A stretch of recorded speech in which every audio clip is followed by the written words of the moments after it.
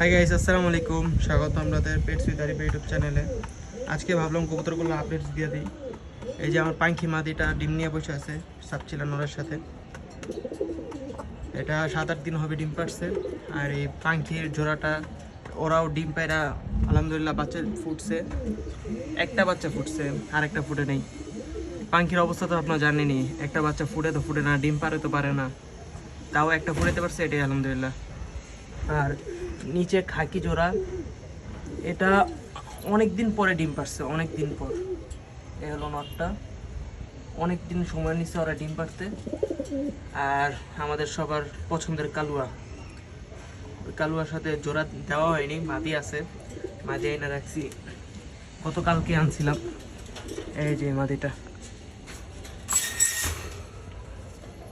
চ্যানেলটি সাবস্ক্রাইব করে রাখেন, ওর একটা ভিডিও যাবে, আশা করি সবাই দেখবেন। তাহলে চ্যানেলটা সাবস্ক্রাইব করে রাখেন। আর এই আমার রিসার্চ জোড়াও ডিম পায় রাখছে আলহামদুলিল্লাহ। আর এখানে আছে এক জোড়া খয়রা গলা, ওরাও ডিম পেড়ে রাখছে। আগের বার কি জানি সমস্যা হয়েছিল, এই জন্য ওরা ডিমটা নষ্ট করে ফেলছে। একটা ডিম জমছে, একটা জমেই নেই একেবারে, কি সমস্যা আমি জানি না। এই হলো কালাগররা কবুতর। এটা ফার্স্টে মাদি ভেবে আনছিলাম। মাদি ভেবে যখন আনছি তখন ডাকতো না, কিছু করতো না। ওই যে কালুয়ার জন্য আনছিলাম কালাগরর মাদিটা, এখন দেখি নর এটা। যাই হোক, এটা চিন্তা ভাবনা আছে, এটা সেল করে দিব।